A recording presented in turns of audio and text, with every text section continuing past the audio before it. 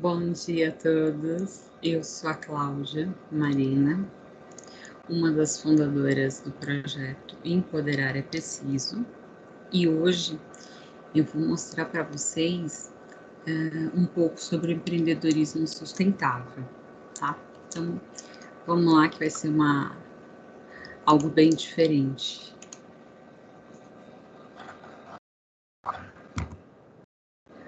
Bom, tá aqui o nosso site, tá? Para quem quiser nos conhecer, ainda está em construção, tá? www.empoderarapreciso.com.br.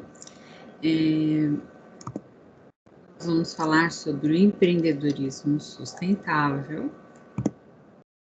Aqui nossas redes sociais são Facebook, Instagram, WhatsApp e YouTube, tá? Todos com Empoderar é Preciso, tá? Vocês nos localizam. E o nosso WhatsApp. Bom, eu sou uma das fundadoras, como eu comentei. A minha primeira formação acadêmica é administradora, além do projeto social, né? Sou professora universitária, como consta aí o meu currículo para quem tiver algum tipo de curiosidade. Vamos lá. Então, algumas tendências aí do ambiente geral e seus impactos de negócios sustentáveis, né? Então, se nós formos observar, né, na atualidade, né, está se criando uma cultura, né, de reciclagem, né, de nós reutilizarmos produtos, né, até o seu último grau de vida, vamos dizer assim, né? E isso impacta automaticamente em diversos tipos de negócios, inclusive a abertura de novos negócios justamente com essas frentes sustentáveis, né? Além de ser um negócio que é 100% aí ecologicamente correto, nós também estamos aí auxiliando e criando uma cultura para os consumidores, no caso, terem aí produtos sustentáveis, ou seja, em vez dele comprar, dou o meu exemplo aqui, em vez de ele comprar um colar X, né, esse meu colar, por exemplo, ele é feito de cápsulas de café, né, daquelas máquinas do Nespresso. O meu brinco também. Então, assim, aos poucos, né, nós consumidores também vamos nos acostumar com algumas tendências, né? Não serão todos os itens que nós vamos conseguir deixar sustentável em pouco tempo, mas conseguiremos sim já ter essa consciência, né, dos negócios sustentáveis e que ele não é uma modinha, como muitos, né, muitos já se falavam por aí, isso será uma modinha, né, por causa da logística reversa, né, que é aquele fluxo, né, de você pegar o produto e reutilizar, né, você já utilizou, você manda para um determinado local, esse determinado local faz a separação das peças que dão para ser utilizadas, que não dão, e assim sucessivamente, tá? Então, nós colocamos aqui exemplos de tendências e possíveis impactos, né? O demográfico, então, hoje nós sabemos aí, até mesmo pelo IBGE, né, que a taxa de natalidade no Brasil, como no mundo, ela vem caindo, né, constantemente. Ou seja, né, então nós temos a tendência de nós termos uma população mais velha daqui a um tempo, né? De nós termos menos crianças do que nós tínhamos na década de 60, na década de 50, até mesmo na década de 80. Tá? Então, vai ser o envelhecimento da população, gera necessidade de novos negócios sociais. Então, para atender a demanda de pessoas com idade avançadas e autonomia reduzidas. Então, ou seja, quando eu penso, né, numa população de terceira idade, o que eu posso fazer de algo sustentável, né, para que que eu atenda esse público, que vai ser meu novo público, né? Então, eu posso pensar por exemplo, em talheres descartáveis com alguns eletrodos, enfim, alguma coisa, para quem sofre de mal de Parkinson. E isso já existe em alguns países, porém não são descartáveis. E já existem aí promessas, vamos dizer assim, né, de ter essa colher, né, vendida em grande escala, né, ela sendo descartada, tá? Ela sendo biodegradável, ela sempre voltando aí para a natureza.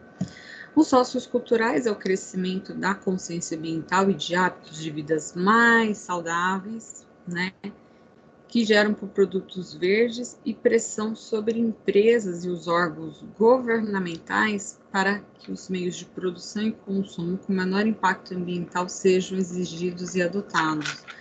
Então, hoje, a nossa sociedade, se nós observarmos aí, não vai muito longe, há 5 anos atrás, né, tinha uma alimentação, não que não tenha mais, tá? Mas tinha uma alimentação muito mais desregrada do que nós temos hoje, né? E essa alimentação que nós temos hoje, né? Nós tentamos aí equilibrar ao máximo, né? Essa demanda de produtos verdes, ou seja, de coisas sem agrotóxicos, de produtos naturais, de pouca industrialização, né?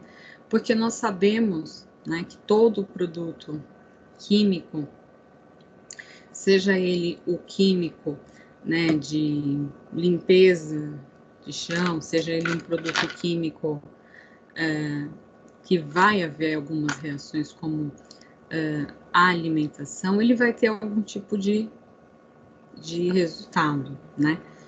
E óbvio, né, nós temos aí também as empresas, né? Então hoje as empresas, se vocês observarem, fazem questão de dizer que elas são sustentáveis, né?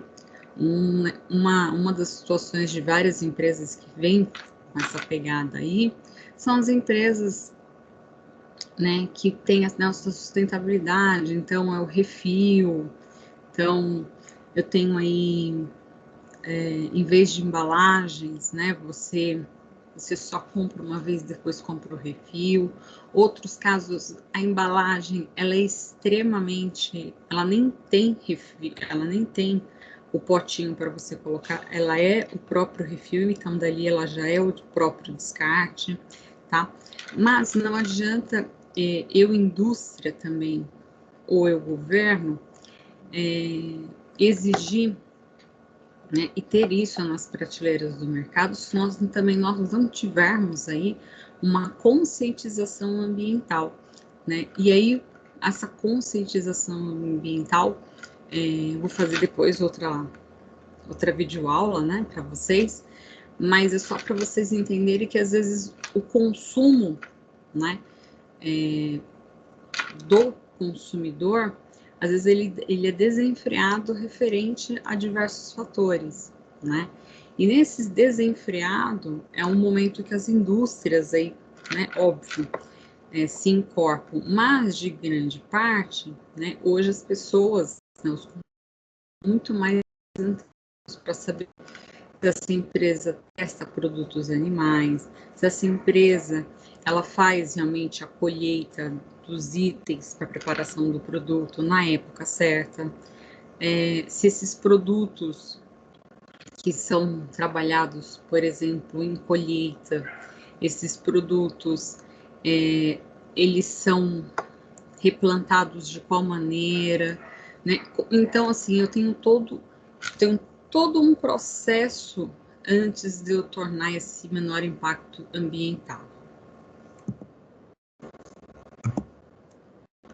Depois a gente tem a parte aí dos políticos legais, né, que são aí as exigências por meio da produção mais limpa, né, impactantes aí no meio ambiente, incentivo ao consumo de produtos verdes e de compras governamentais de empresas ambientalmente responsáveis, né?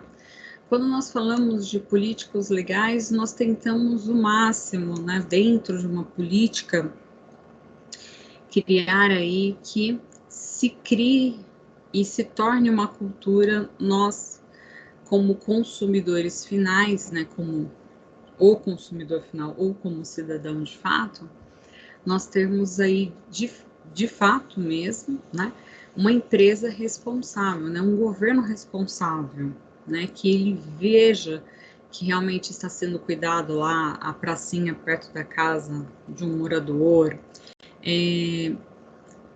se nas licitações, né, quais os produtos, né, quais os componentes que tem aquele produto.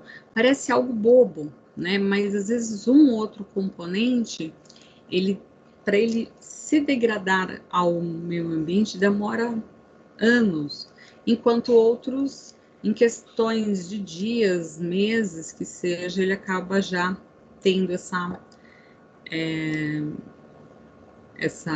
degradação. Então, nós chamamos da Política Nacional dos Resíduos Sólidos, tá? Essa é uma das que é a cabeça aí para o empreendedorismo social. A parte tecnológica, né? Então, nós temos aí o surgimento de novas tecnologias, insumos ou processos que podem resultar em produtos verdes ou meios de produção menos impactantes, né? Então, hoje, com a tecnologia, né, nós conseguimos criar algumas matérias-primas, vamos dizer assim, né, que vão ter menos impactos ambientais. Um exemplo claro, que acho que todos já devem ter visto, é ter aqueles detergentes ecologicamente corretos, né? E o detergente ecologicamente correto, para quem não sabe, é aquele detergente que o comum nós pagamos R$2, tá? Numa média, e o ecologicamente R$15. É óbvio, dentro de uma situação econômica, uma quantidade de gente, enfim, você vai optar pelos de R$2, não só pelo. Você vai falar assim, tudo bem, vou poluir mais o meio ambiente, mas de contrapartida, o meu bolso ele não aguenta. Por quê? Porque nas matérias-primas desse outro produto, né, que seria o ai, agora fugiu, gente.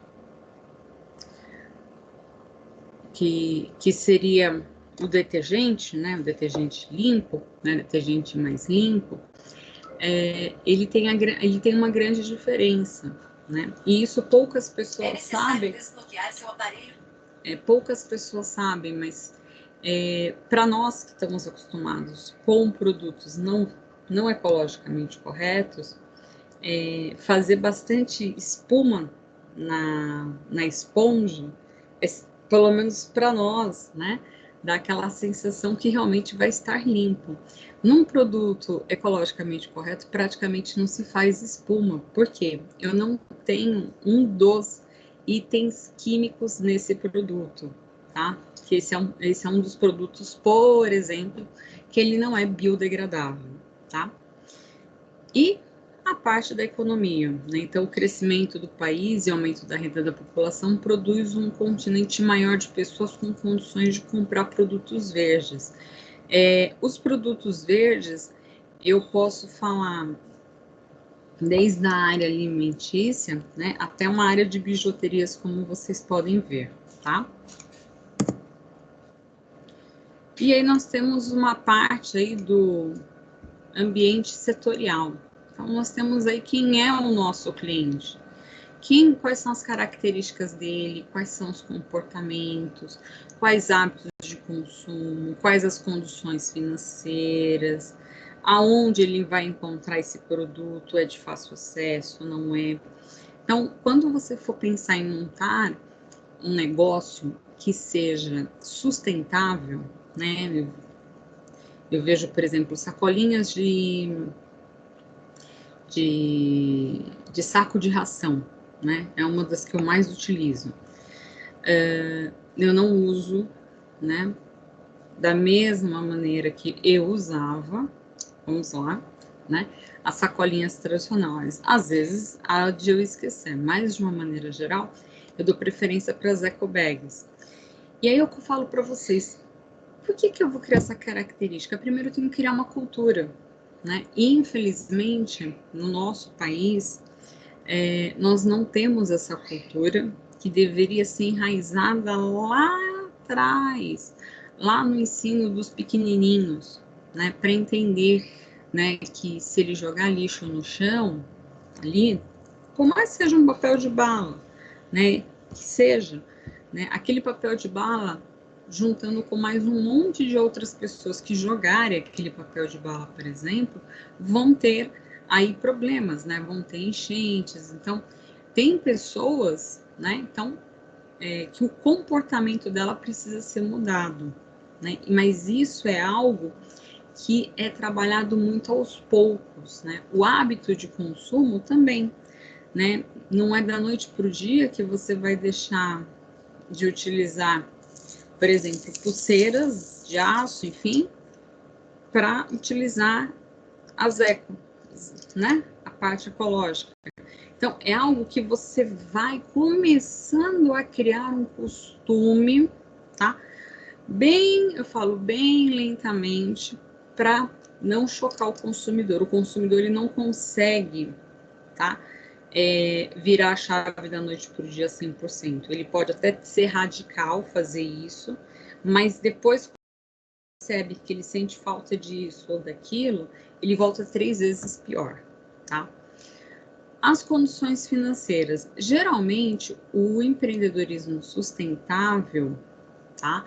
Ele tem um valor menor do que um valor de um outro produto. Um exemplo, se eu pegar esse colar, né, e mandasse fazer ele lá de metal não sei do que, com não sei da onde, blá, blá, blá, blá, blá, ia ser um valor, né? Já esse, além de eu estar com um look diferente e tudo mais, eu tenho as condições financeiras de comprar. Além das condições financeiras de eu comprar, além de eu saber que estou fazendo um super bem para o meu ambiente, outras pessoas vão me questionar o uso, obviamente, e obviamente você começa a indicar, né, esse artesão. Essa é a grande sacada, né? Então, e aonde você encontra, né? Às vezes, né, me perguntam, então eu falo, é no tal local, tá? Então, justamente por isso, tá? O cliente ele precisa saber aonde ele vai encontrar essas aspas, né, esses tesouros para ele poder também, né, se adequar. Nós temos os fornecedores, né, temos aí a disponibilidade, a distribuição e as características dos fornecedores, fornecedores para matéria-primas de produção de produtos, acabados, recursos, enfim. Os fornecedores, eu posso ainda usar o exemplo, né, dessa grande artesã, né, da arte e arte, que muitas pessoas, eu e muitas outras, que fazem uso da cápsula, né, doam, né, a ela essa matéria-prima, e ela tem todo o trabalho de fazer o produto. Então, ou seja, nesse momento, o que você está fazendo? Você está fazendo uma logística reversa, mas não voltando para a empresa sede, você está voltando ela para o comércio. Olha que coisa maravilhosa, né? E os concorrentes, né? Tem as características aí dos concorrentes da empresa, qualidade, preços, serviços, enfim. Quando eu falo de um empreendedorismo sustentável, eu sempre vou verificar a qualidade, eu vou verificar o preço, o que é oferecido, né? Tem coisas que são extremamente específicas, então eu não consigo tão rápido, talvez determinadas matérias-primas por causa do meu fornecedor, e aí o preço ele acaba tendo aí reflexo. Mas a grande sacada, pessoal, os concorrentes. Hoje o empreendedorismo sustentável, né? Depois que eu entrei nesse mundo social, né? O que eu venho percebendo? Hoje muitas pessoas estão deixando, né, de utilizar alguns itens para trocar por outros. Então, hoje a concorrência é o quê? Antigamente as empresas não pensavam no meio ambiente. Se poluiu o rio, poluiu. Hoje, né? Se eu souber que a empresa X testa em animais que sujam um rio, eu sou uma forte candidata que eu não vou mais comprar daquele local. E aí quem acaba ganhando são aí esse pessoal que tem o lado empreendedor sustentáveis, tá? E as entidades reguladoras, nós temos IBAMA, Vigilância Sanitária, enfim, tem várias normas aí, várias entidades, mas isso é quando nós já chegamos num ponto, por exemplo, de uma Natura da vida, né?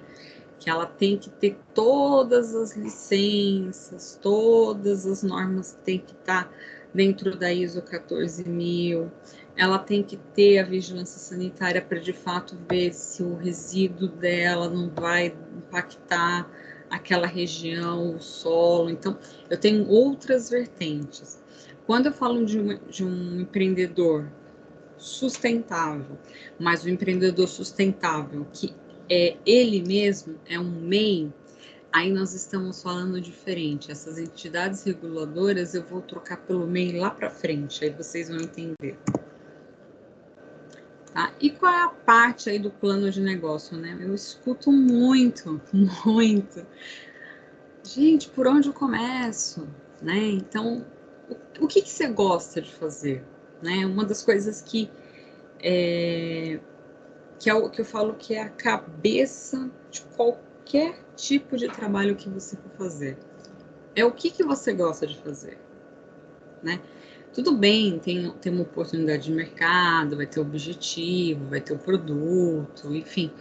Mas qual produto, qual serviço te desperta, né? Aí você vai parar, vai pensar, vai falar assim, eu, por exemplo, né?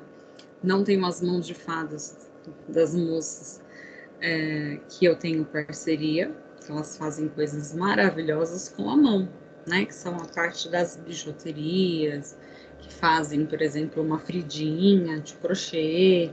Então, assim, nesse caso, né? O que eu gosto de fazer? O que eu tenho habilidade? E nisso, eu sempre falo, quando nós gostamos e fazemos o que nós amamos, nós nenhum dia.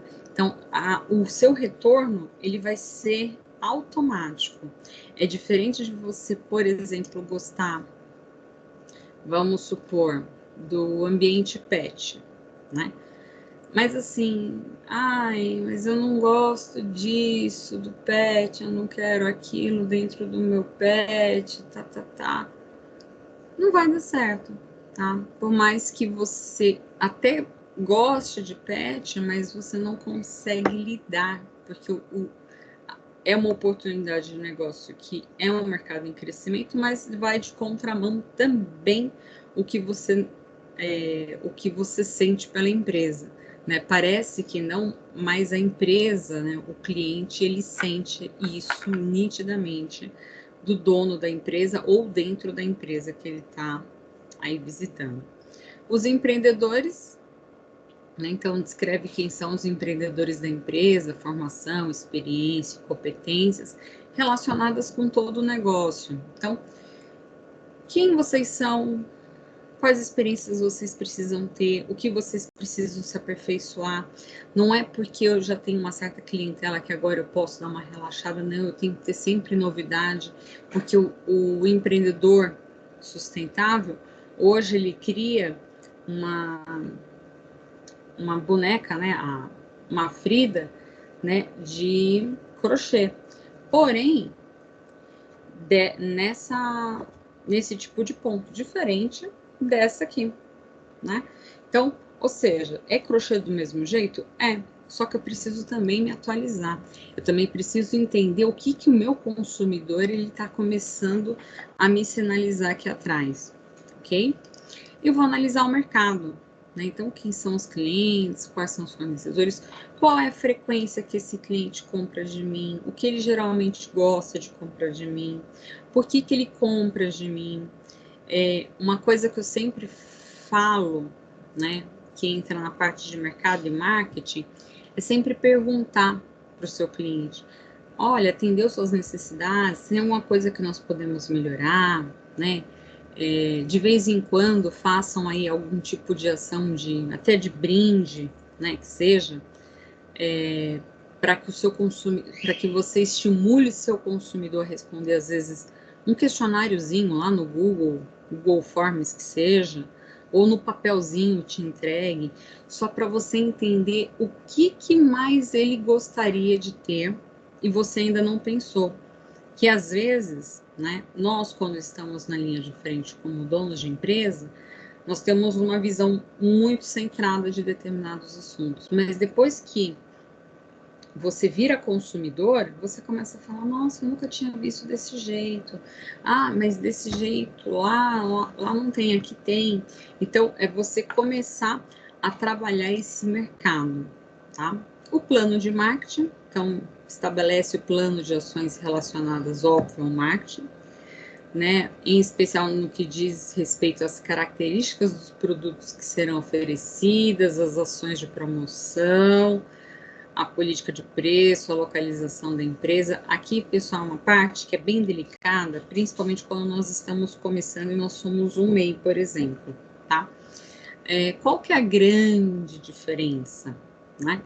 Quando eu penso assim, né, quais as características do meu produto? Então, a minha característica do meu produto naquele momento está sendo a biju de cápsulas de café. Ok. Porém, né, quais mais produtos ela vai poder me oferecer? E aí, ou seja, de um colar já veio um brinco, de um brinco tem uma pulseira, de uma pulseira tem um anel, de um anel tem um enfeite de Natal. Então, eu começo a abrir, né, o meu leque, sem perder o foco, que são, no caso, o lado sustentável, que é, no caso, as cápsulas. Ah, mas então, se eu quiser trabalhar com reciclagem PET, eu não posso? Pode, desde que você faça a mesma coisa que você fez desde o início com a parte da cápsula, tá? Ações de promoção, pessoal, é uma coisa que vocês devem se atentar, né? Fazer promoções sempre, sempre, sempre, sempre, sempre, sempre, entendo isso, sempre são viáveis, porém com moderação. Como assim? Não adianta eu sempre falar que esse produto, por exemplo, que está na promoção, eu já não acredito mais. Então, eu tenho que fazer, às vezes, propagandas relâmpagos, né? Então, hoje, o produto da promoção da semana é tal item, né? E eu coloco isso como uma ação de promoção. Eu só vou fazer uma outra ação de promoção daqui uns 15, 20, 30 dias, porque é o tempo dos consumidores se falarem entre redes sociais, que é imprescindível todos terem, nem que seja só apenas um Instagram ou um WhatsApp para você mostrar um catálogo para o seu cliente, tá? E você mostrar o quê? Que você não vive de promoções, tá? Você tem produtos que numa época X você resolve dar um desconto, tá? Porque senão o cliente ele vai ficar viciado. E quando o cliente vicia, o que ele faz? Ele sabe que sempre você vai fazer promoção de tal item por volta do mês X, ele espera só para comprar naquele exato momento, tá? Então, fica aí uma dica. A política de preços é tanto, né? As pessoas vendem esses mesmos produtos ou similares por aí, né? E a localização da empresa. Muitos, por serem MEI, né? Eu estou dando exemplo como microempreendedor individual, fazem na própria casa. Então, a localização da empresa, às vezes é você montar um site, às vezes é você montar um Instagram bacana, um Facebook, e você fazer o envio pelo correio, pelo, sei lá, pela Tancargo, por diversas empresas. Por quê? Porque você, naquele momento, né, fazer às vezes um investimento de um local físico, né, ainda mais nos tempos atuais, acaba sendo aí um custo do qual você poderia estar investindo, por exemplo, em matérias-primas, tá? O plano operacional, né, ele descreve os processos operacionais da empresa, com seus processos produtivos. Então, é tudo que vai entrar, quando vai entrar, quais cores, tudo. Tudo eu preciso ter um controle de entrada para saber o que eu posso fazer, o que não dá para fazer ainda, o que dá para eu encomendar. Então, eu preciso ter aí um planejamento. Isso é imprescindível. O plano financeiro, né? O plano financeiro, eu já tive duas empresas, né? Três empresas, alguns anos atrás, até eu entrar aí no mundo acadêmico, né? Mas, o que a gente vê, né? Muitas pessoas, né, demonstram os investimentos necessários para a abertura da empresa. Só que o fluxo de caixa dos indicadores, né, eles não conseguem bater. Os 3 primeiros anos da empresa, eu não vou dizer que você não vai ter lucro, mas que pelo menos você consiga honrar os seus compromissos. Por quê? Porque você ainda não tem um público definido, às vezes você ainda não tem, né, a confiabilidade daqueles consumidores. Então, na parte financeira, tira um pé um pouco do acelerador e vai trabalhando conforme algumas demandas. Ter alguns itens para exposição são ótimos e devem ter, tá?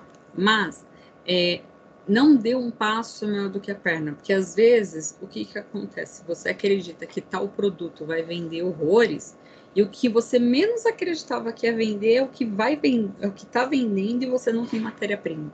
E aí o seu plano financeiro, ele começa a dar uma desequilibrada, tá? Temos aí os cenários e riscos, né, que descreve os principais riscos envolvidos nos cenários alternativos, como os pessimistas e os otimistas. Tem aqueles que falam, você vai usar negócio que já foi uma cápsula, isso, né? Tem gente que não tem ainda esse olhar, né? Mas tem outras pessoas que olham e falam, poxa, se todo mundo tivesse essa consciência, né, o nosso planeta não estaria da forma que está, né? Então, se nós observarmos aí de uma forma mundial, né, as temperaturas, né, da Terra, ela anda variando de uma maneira incrível. Por quê? Porque tem esse risco desses cenários, ou seja, eu tenho muitos pessimistas, né? Muitas pessoas falam, isso aí nem vem. Então, são muito otimistas que aquilo vai muito dar certo, tá? O potencial de desenvolvimento mostra as alternativas de crescimento do futuro da empresa. Então, hoje eu começo fazendo biju, amanhã pode ser que eu faça uma bolsa, né? Não a bolsa inteira, mas eu vou fazer parceria com uma outra amiga minha, por exemplo, elas são, né, tudo do mesmo local, que ela desenvolveu uma bolsa vegana. Então, o que as duas podem, por exemplo, fazerem aí de exemplo? Pode ser que de uma alternativa de crescimento, uma faça a bolsa vegana e a outra faça parte, sei lá, de uma decoração externa, né? Porque eu estou reaproveitando. E se eu estou reaproveitando, eu não estou denegrindo a natureza, ok? Aí tem um modelo aqui sobre qualidade, né? Então, falando num grosso modo, é a melhoria contínua, é o compromisso e a política ambiental, né? Na Constituição Federal, no artigo 255, ele tem, né, um compromisso ambiental. Porém, na etapa 2, nós temos aspectos e impactos ambientais, requisitos legais, objetivos, programas de gestão ambiental, mas não adianta eu ter toda uma política pública do lado ambiental se eu não fizer o básico, que é eu chegar nas localidades onde são afetadas e desenvolver a cultura, né? É literalmente a cultura, tá, gente? desenvolver a cultura das pessoas falam, olha, se você jogar lixo no chão, em janeiro, quando vir aquelas altas chuvas, você vai perder lá o sofá que você está pagando. Olha, se você continua... E aí, o que acontece? Quando você faz um tipo de trabalho de conscientização em regiões, né, mais vulneráveis, o que você observa? Depois de um tempo, quando você retorna para ver como que eles estão lidando, é engraçado, um é do outro. Olha, ele jogou sofá lá no riacho, todo mundo aqui quis bater nele, que não sei o que, todo mundo foi lá e tirou o sofá, jogou na frente da casa dele. Por quê? Porque começa a ter essa conscientização ambiental de que não é só as minhas ações que vão impactar no meio ambiente, mas são as ações de toda a comunidade, né? Toda aquela sociedade da qual estou inclusa. Depois eu tenho aí a parte de implementação e operação, né? Então, a parte de treinamentos, né? Então, como que eu vou, né? Mostrar, por exemplo, a vocês, eu tenho um que é excepcional. É um parceiro também meu. Isso aqui é um folder, ok? E aqui atrás tem a forma de plantio. Oi? Então, qual que é a diferença desse papel, né? Que ele é todo enrugadinho, né? Para esse papel, né? Que é alcalino. A diferença é simples. Esse aqui eu faço em grande escala e ele me sai por centavos e eu faço o replantio, né? Eu sou obrigada a fazer o replantio pelo pacto aqui, né, dos impactos ambientais da etapa 2. Esse aqui, se porventura eu já li isso aqui e rasgo e jogo numa via pública, eu tenho certeza que eu vou, né? Eu sei que eu estou fazendo uma coisa errada, mas eu não vou degradar o meio ambiente. Como assim? A diferença é que aquele outro papel, ele dentro tem sementes de manjericão. Então, se ele cai perto, sei lá, de uma vala e que sempre está molhando ele vai dar um manjericão ali. Né? Aí você fala, não, eu quero rasgar o papel em casa, né, e ter o meu manjericão. Poxa, é muito bacana você ganhar uma informação, você adquirir aquela informação, né, e você ainda ter a possibilidade de ter aí uma mini horta, vamos dizer, né. Depois nós temos a etapa da verificação e ação, né, então ver o que eu posso melhorar na parte corretiva, enfim. Esse mesmo cliente eu conheci há uns 8, 10 anos atrás, e a priori eles faziam caneta com resíduos de milho, né? E quando, né, as nossas canetas, né, nossas canetas que nós vendemos nosso projeto social por R$3, eles são totalmente biodegradáveis, eu procurei essa empresa e falei, olha, é X, Y, Z e tal. E o que acontece?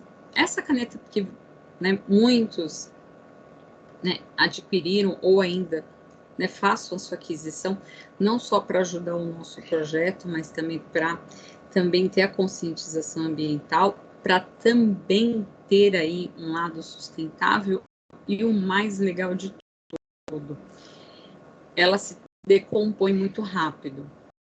Então, o que vai acontecer? Quando acabar a carga, né, eu não tenho como ser algo reciclável, tá? Então, eu faço o descarte dela no local devido, no lixo comum. Já a carcaça dessa caneta, por ela ser biodegradável, até tem um vídeo no nosso parceiro, aí no nosso YouTube, que ele mostra, né, que aí o descarte é feito de forma orgânica. Então, a decomposição dessa caneta acaba sendo bem rápida. Ou seja, por que uma ONG, né, um projeto social, visa isso? Simples, né? Porque se eu como uma das idealizadoras do projeto, eu criar produtos que vão realmente a favor da ideia da qual eu levanto, vai gerando cada vez mais confiabilidade e eu vou ganhando cada vez mais parceiros, né, empresas, fornecedores, clientes, né? E aí eu consigo fazer o trabalho social, né, com valores pequenos. Então, essa aqui é a nossa caneta biodegradável, tá? E por fim, eu tenho uma análise crítica, né? Então, a Bione, né, que é a fabricante da caneta, ela sempre pergunta: e aí, como é que estão as canetas? Tá tudo bem? Tá assado? Olha, você tem que manter as canetas no local assim ou no local assado? Não, não precisa. E informações possíveis que ela possa ter, né? Ela vai sempre ter uma melhoria contínua. Hoje a caneta ela é branca com o meu logo em preto, mas pode ser que daqui a um tempo ela consiga lançar uma caneta totalmente colorida, não sei, né? Então são melhorias contínuas, mas desde que eu não faça nenhum impacto ambiental, né?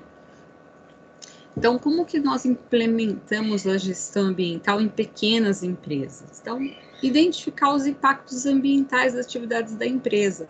Quando a empresa ela não tem um impacto grande, nós sabemos, né? E principalmente quando nós falamos de produtos artesanais, eu tenho aí um diferencial, que é uma personalização, ou seja, estou dando exemplo da minha Fridinha, tá? A minha Frida, a mesma pessoa que fez essa Frida, ela vai fazer outras e outras e outras. Mas eu posso ter certeza e convicção que algum detalhezinho, nem que for um ponto aqui, um pouco mais, um pouco menos, ela faz de diferente, tá? Então, nesses impactos da empresa, é onde vocês conseguem ter a diferenciação, tá? Então, qual que é o impacto ambiental? Você fala, bom, eu estou usando as linhas, eu estou conseguindo, né, ter uma boneca, né, não preciso mais ter uma boneca de plástico, eu posso ter uma boneca de crochê, que até faz uma nostalgia, né, a infância de algumas pessoas e assim por diante. Análise da conformidade dos requisitos legais e outros requisitos. Então, quais os itens que eu preciso ter que realmente eles são aí reciclados. A determinação da significância dos impactos identificados. Tá, se eu, por exemplo, jogar minha Frida no lixo, o que que vai acontecer? Quais são os impactos? Tá? Então, eu tenho que imaginar desde o processo da produção até o descarte, né? Então, por isso que algumas empresas, nos últimos anos, algumas empresas, que eu posso dizer, até empresas de sapato, traga o seu sapato velho, né? Isso tem muito início de ano com caderno, né? Traga seu sapato velho e nós iremos doar, lá, e você tem um desconto num outro par de sapato. Nesse momento, né, eu estou criando outros tipos de impacto, ou seja, eu estou fazendo você se desfazer de algo que você jogaria no lixo, né, e não levar esse produto até o local e fazer realmente o descarte correto e ainda ter uma bonificação. A definição da política ambiental, a política ambiental é enorme, tá? Então, nós temos o poluidor pagador, a Lei Nacional dos Resíduos Sólidos, tem IBAMA, tem uma porrada de definições de políticas ambientais que vai depender do que você quer do seu negócio. Então, se você quer um negócio que você fala, olha, eu preservo o meu ambiente, então eu tenho que observar de lá atrás, nos primeiros, nosso primeiro papo, né? Quem é o fornecedor, o que que ele oferece, é realmente um produto sustentável, não é? Qual o tempo de decomposição, né? Você precisa saber dessas informações, porque hoje o seu cliente ele é mais exigente, tá? Ele paga o preço que você pede, tá? Pode ser até um pouco mais caro, ele vai pagar, mas ele quer ter certeza de que ele não está denegrindo o meio ambiente. São duas vertentes para não chocar, ok? Então, tem um planejamento dos objetivos, das metas, né, e do programa aí da qualidade. Então, o que vocês querem com o objetivo, o que vocês querem de meta, vai chegar o Natal, o que vocês vão querer produzir agora, qual é a quantidade, vocês vão trabalhar sob pedido, como que vocês vão fazer. Não deixem isso para chegar na porta de novembro, né? E vocês falarem, poxa, nem pensei ainda o que eu vou fazer, tá? É muito importante, né, ter um planejamento pelo menos de a cada 3 meses, tá? De vocês saberem, bom, agora eu lancei a caneta X, eu vou continuar com a caneta X, a caneta X é um dos meus carros-chefes, e aí eu coloco outros itens, por exemplo, tá? E a implementação e o monitoramento, né? Então, assim que eu coloco ele no mercado, esse produto novo, ou esse produto que sempre vende, eu vou monitorando se ele está atendendo as expectativas desse meu consumidor, né? E uma das melhores formas é quando o seu consumidor fala, é para você, não, é para presente. Então, naquele momento, você já tem uma noção, opa, então, o meu produto, naquele momento, ele não está sendo mais utilizado só pelo cliente. Agora, sei lá, é por um vizinho, um amigo, né? Ele também está tentando demonstrar o lado ecológico aí, tá? Nossa bibliografia, né? E eterna gratidão a todos aí que assistiram. Hoje, às 2 horas, nós faremos uma live para tirar aí dúvidas, enfim, e sortear livros sobre o microempreendedor individual, ok? Muito obrigada a todos e tenham um bom dia.